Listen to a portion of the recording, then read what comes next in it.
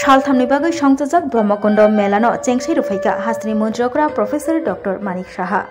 सिरिसिति लाइबोमा रगजाक बिसि बुरुम बुरुमनो खालायजागै फायो ब्रह्मकुंड मेला ताकलाइबो हाहाम ददमनि बिसिंतै खालायजाखा ब्रह्मकुंड मेला तिनि फाशलो मोहनपुर बुखास्ते तांगफां तै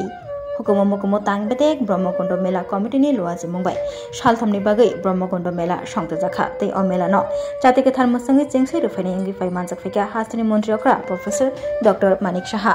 ब्रह्मकुंड मेलानो जाति कथार मसंगे चेंगसै रुमानि यागुलो कगनारना थांतानि हास्नि मन्त्रियग्रा प्रोफेसर डॉक्टर मानिक साहा साइखना रखा अ मेलावो हाकचल नि बरक रक फाइबायो तै अ मेला सिरिसितिनि लाइबोमानि सिमिनो खालायजागै फाइमानि ताकलाइबो हहाम ददमनि बिसिंतै खालायजाखा तै बरक बाग मुंबो गोबां नोगजाखा आबै बाक्सा अ मेलानि नखलानो कितिंगै 14 करोड़ रांनि कायसा हामक्राय प्रोजेक्टबो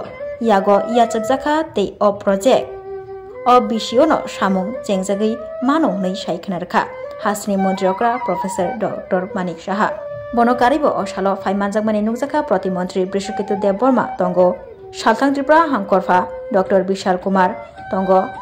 सालथां त्रिपुरा हांकर परिषदनि सभापति विश्वजित कलय टीटीएएडीसी नि ईएम रवीन्द्र देबबर्मा हेजामारा बीएससी चेयरमैन सुनील देबबर्मा मोहनपुर पंचायत समिति चेयरमैन राकेश देव सालथां त्रिपुरा हांकर परिषदनि आदं जयलाल दास त्रिपुरा चा उन्नयन निगम चेयरमैन समीर रंजन घोष तंगो हुकुम मुकुम तांगबेतिनि दागिफां बिम्बेश्वर भट्टाचार्य मोहनपुर बुखास्तेफा सुभाष दत्तन खबै जुदा आदं रक असालो हास्रि मन्त्रियग्रा प्रोफेसर डॉक्टर मानिक साहा ब्रह्मकुंड मेलानो कितिंगै जुदा फालनक रगबो थांगै बेराय नायखाबो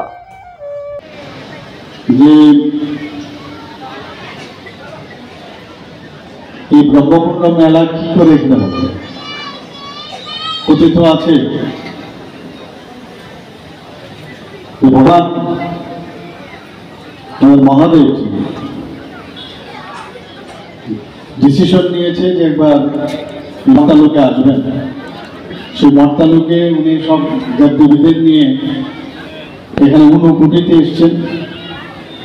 ঊনকোটিতে আসার পর তারা যখন খুব টায়ার্ড ছিল সেখানে ওরা বিশ্রাম নিচ্ছিল বিশ্রাম সুবাদে সেখানে হঠাৎ করে সবাই ঘুমিয়ে অন্যান্য দেবদেবীরা মহাদেব সেখান থেকে যা পরিচিত আছে যে এখানে এই ব্রহ্মকুণ্ড যেখানে আমরা দাঁড়িয়ে আছি সেখানে এসছেন এখানে এসে উনি ধ্যান করলেন 3 দিন সময় আর সেখানে কি হলো সব দেবদেবীরা ঘুম থেকে উঠলো দেখে মহাদেব নেই মহাদেব নেই চিন্তা করতে লাগলো যে মহাদেব আমাদের ছেড়ে উঠে চলে গেছেন কৈলাসে উঠে চলে গেছেন তো পার্বতী দেবী তখন ওনাকে খুঁজতে খুঁজতে এখানে এসে এবং ওনারা দুজন মিলে এখানে ধ্যান করতে শুরু করলেন এবং যাওয়ার পরে যা আমরা শুনলাম যে এখানে একটা আমরা শিবলিঙ্গ এখানে রেখে গেছি এবং এই কথাই কথিত আমি যা আমার কাছে যা রিপোর্ট এসেছে এবং তার থেকেই আজকে এখানে ব্রহ্মমেলা এখানে শুরু হয় সেটাকে সামনে রেখে সেই কাহিনী মেলায় হোক বাণিজ্য মেলায় হোক নির্মহলেও আমাদের একটা পর্যটন উৎসব হয় নানা উৎসব আমরা কিন্তু আমাদের ডিপার্টমেন্ট লাইন ডিপার্টমেন্ট এবং আমাদের আইসিএ ডিপার্টমেন্ট আমরা সেগুলোকে জাগিয়ে রাখি যাতে মানুষ সেখানে গিয়ে তার ইতিহাসগুলো জানতে পারে এখানে আমি আজকের যে আমি কিন্তু এর আগে কোনোদিন এখানে আমি আসিনি আমাদের এখানে আসার জন্য নিমন্ত্রণ করার জন্য এবং আসতে পেরে আমি অত্যন্ত আনন্দিত এবং ত্রিপুরার যদি বলতে হয় আমরা যখন বাইরে যাই we are proud of our culture এবং এই কালচারকে আরো যাতে আধুনিক থেকে আধুনিকতম করা যায় আরো যাতে প্ল্যাটফর্ম তৈরি করা যায় যেটা বলা হয় যে ত্রিপুরা সরকার থেকে এখানে এটা প্রায় 14 কোটি টাকা বরাদ্দ করা হয়েছে যাতে এটাকে আরো ডেভেলপ করা যায় বাজেটও আপনারা দেখেছেন, আমরা যেভাবে এবার বাজেট আমরা বাড়িয়েছি গত বছরের তুলনায়, ইনফ্রাস্ট্রাকচার যাতে ডেভেলপ হয়, ইনফ্রাস্ট্রাকচার ডেভেলপ করলে মানুষও বাইরে থেকে আসবে, পর্যটন ক্ষেত্র হিসাবে এটা একটা চিহ্নিত হবে, বাইরের থেকে মানুষ আসবে, আসলে এখানে ব্যবসা বাণিজ্য বাড়বে, কর্মসংস্থানের সুযোগ বাড়বে। যখন এই বিশেষ হবে, আর্থসামাজিক উন্নয়ন যখন হবে, তখন এর থেকেও কিন্তু একটা বিভেদের সৃষ্টি হয়। এই বিভেদ থেকে আমরা মিলনের দিকে আমরা যেতে পারি। যে ভগবান নাকি নেই, এবং যারা নাস্তিকের ভাবনা চিন্তায় 35 বছরের নাস্তিক আমরা দেখেছি, নাস্তিকের সবসময়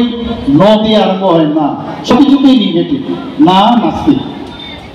আর আমরা হচ্ছে আস্তিকের লোক, আমরা বিশ্বাস করি, আস্থা আছে আমাদের, দিয়ে আস্থা। তো আমি একবার এক জায়গায় বলছিলাম, যারা লিখেছে রামায়ণ মহাভারত বা এই যে কাহিনী আজকে বললাম, কেউ না কেউ দেখেছে। আজকে একটা জায়গার মধ্যে ট্রেনে আমি যাচ্ছি একবার হাওড়ার থেকে পাটনাতে, সেখানে আমি দেখছিলাম এক ভদ্রলোক এই নিয়ে আলোচনা যে ভগবান আছে, তো বলছে আপনার দেশলাইটা দিন, তো দিল। দেওয়ার পরে দেশলাইয়ের কাঠিটা আস্তে আস্তে করে ছোট ছোট করে একদম ছোট একটা টুকরো করলো, করে বলছে এটা কি? তো বলছে তো দেশলাইয়ের কাঠি, আপনি ওটা দেখালেন যে ছোট করে